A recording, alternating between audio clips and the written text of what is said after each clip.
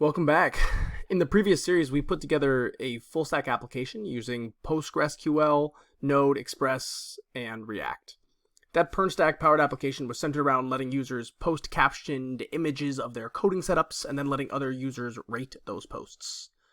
Our appropriately named application RateMySetup has an almost complete authentication system using JWTs and custom Express middleware, all that good stuff. And so when users submit proper email, password credentials, we send back a JSON web token to the client and store that token in local storage client side. This way, when our application restarts, our React UI looks for the existence of that token and then makes a request to our backend asking for the user's info.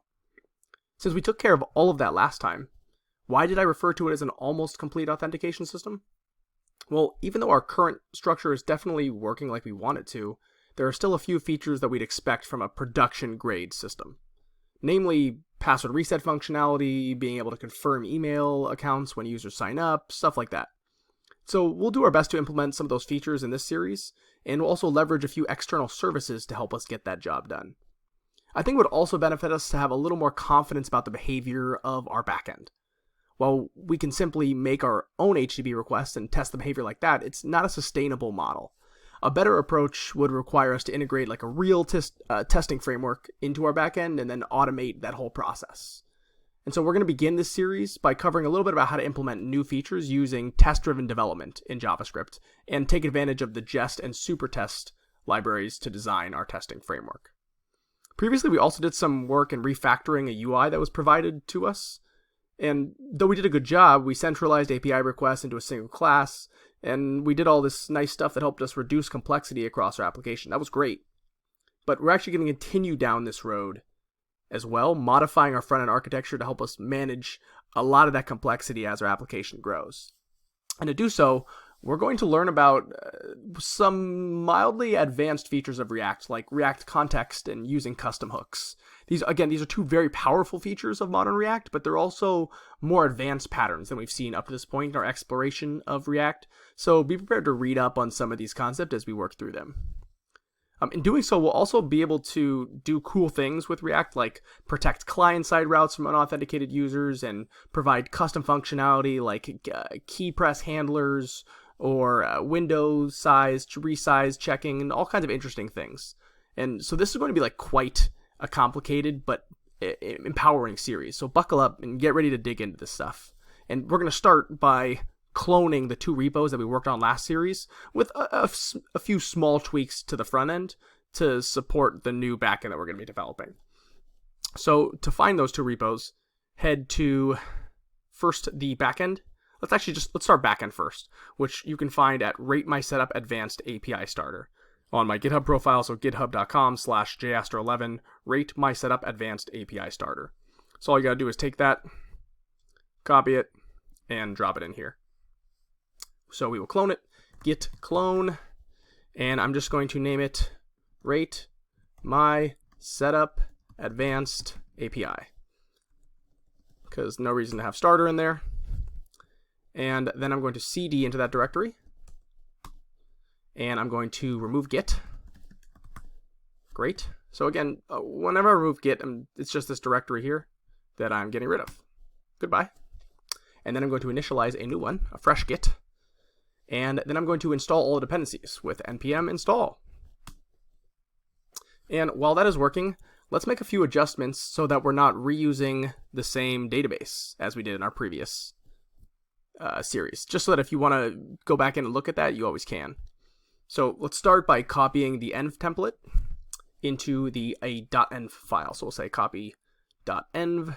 Oops. No, that's not what I want. .env template into .env. Great, there it is. And then let's update all of these files to, instead of using the RateMySetup database, we'll say RateMySetup Advanced. Just changing the name a little bit. We could probably keep it the same, but for the time being, might as well.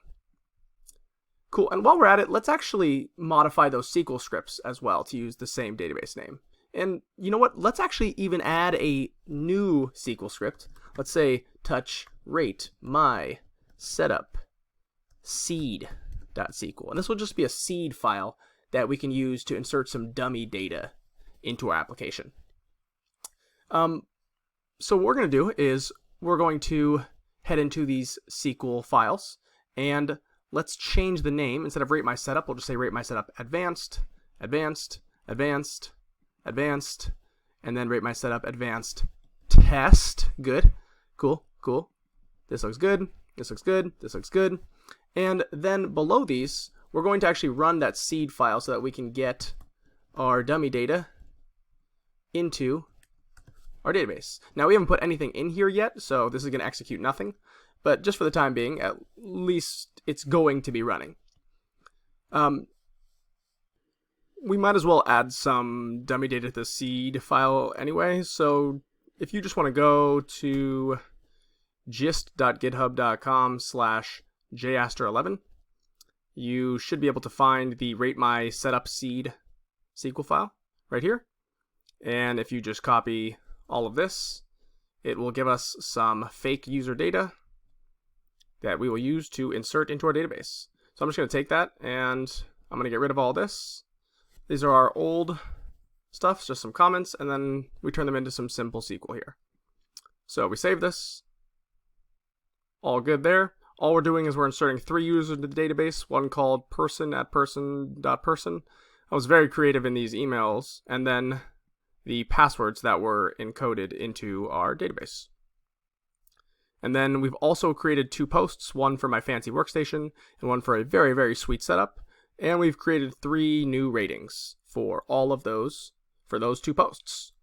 Now, with this set up, all we need to do is make sure we run this SQL file and get our database set up. So we're going to run this one right here. We're just going to recreate all of our tables and seed our data into them. So to do so, run the file with psql-f rate my setup.sql. It'll say, do you want to recreate Rate My Setup Advanced DB? Cool, yes, do that. Okay, it didn't exist yet, good.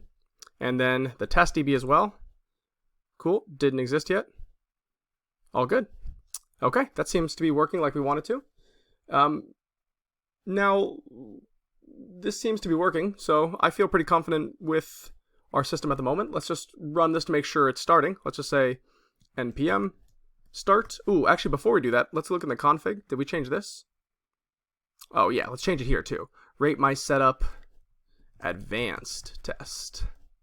And Rate My Setup Advanced. I knew there was somewhere else we could do it. Let's put it everywhere. Might as well. Advanced Rate My Setup Config. There we go. Okay, that seems right. Did I miss anything else? Nope, looks good. Cool. All right. Now let's make sure our npm starts our application. Cool, seemed to work. Rate My Setup Advanced. We're there. The API is connected to our database. Looks like we're good to go. So let's commit the backend changes and get ready for the next part. Git status. All good. Git add. Dot. Great. Git commit. Setup advanced. Rate My Setup API. Awesome. We are ready to go.